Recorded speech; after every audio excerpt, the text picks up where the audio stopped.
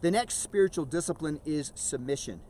It's a strong value at Oasis and in the Christian church, but it's not one that our culture embraces at all. In Mark 8:34, Jesus said, "Whoever wants to be my disciple must deny themselves and take up their cross," that means prepare for death, "and follow me." Follow me, Jesus means you need to listen to what I say and do what I tell you to do. Submission is really important for followers of Jesus. And if we will practice that, it will change us. In Ephesians 5:21, Paul says it this way: submit to one another out of reverence for Christ. So we don't just submit to Jesus. We submit to each other. We submit to fellow Christians. We submit to people in our home church as if Jesus is speaking through them. Part of submission is submitting to the church. In Mark 9:35, it says, sitting down, Jesus called the 12 and said, "Anyone who wants to be first must be the very last and the servant of all."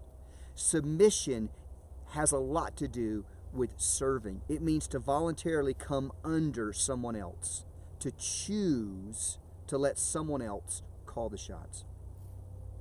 In Matthew 5, Jesus says, "But I tell you, do not resist an evil person. If anyone slaps you on the right cheek, turn to him the other cheek also." That's submission.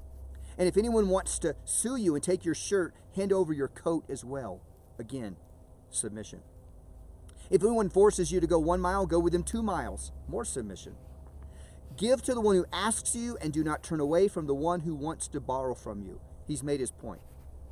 "You have heard that it was said, 'Love your neighbor and hate your enemy.' But I tell you, love your enemies and pray for those who persecute you, that you may be children of your Father in heaven.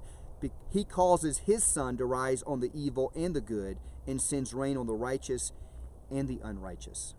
So here's what we would say about submission. Submission is laying down the need of having to get our own way. You know, I see this so much in our culture.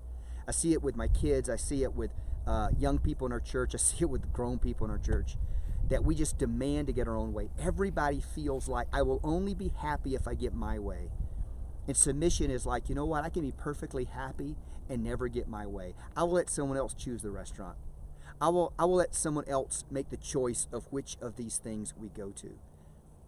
Choose to submit to the will of other people. Not because you have to, but because you choose to, because it changes your heart more into the image of Christ himself. We're talking about self-denial, not self-contempt. Not looking at yourself poorly, but simply choosing to put other people ahead of yourself. Not because you stink, but because you choose to deny yourself what you want, because what they want is just as important. Here's some practical ideas. Submit to God through Scripture.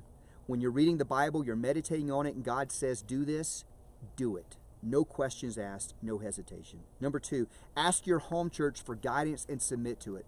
That would be radical for a lot of you. I'm used to people coming to home church and announcing what they've already decided to do. But I challenge you to come to your home church and say, look, there's this really heavy decision that we're going to make as a family, taking this job or moving to this city. There's this really big radical decision we have to make. But we don't want to make it without hearing God speak to us. And we know God speaks to us through the church. So we want to share this with you, our home church, and let you speak into it before we decide. Number 3, ask permission to break your word. If it's not given, keep your word. So I've taught my kids, hey, Gainies, keep their word. And this is because the Bible expects Jesus expects us to submit to our own words. So if I tell to someone I'm going to the party, I'm going to the party. And if something else comes up and there's a reason why I don't really want to go to the party anymore or can't go to the party, then I go to the person I said I would go to the party and I say, hey, this is what's come up. Could I get out of it? And if they say, no, I'll go because I'm going to keep my word. And if they say, yes, you can get out of it, then I get out of it. But I ask permission, and if I don't get it, I do the hard thing and I keep my word, which of course means I don't give my word very often. Number 4, respect laws and those in authority. You know, this is a tough one, especially with COVID. I've noticed that there's this inner desire within independent Americans to say, you can't tell me what to do. You know, we're not Russia. You know, we're not China. You can't tell me what to do.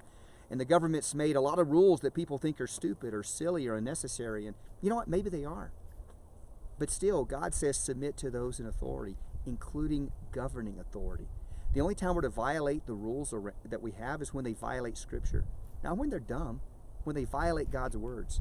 So choose to submit to the laws of your city and your county and your state and your country, even if you hate them, because in doing so you submit to Jesus. And then spend a day doing whatever others ask you to do. That will be a radical exercise for most of us.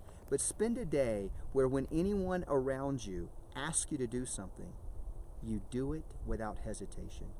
And in doing so, you learn how to submit to Jesus by submitting to others and denying yourself what you most want in that moment.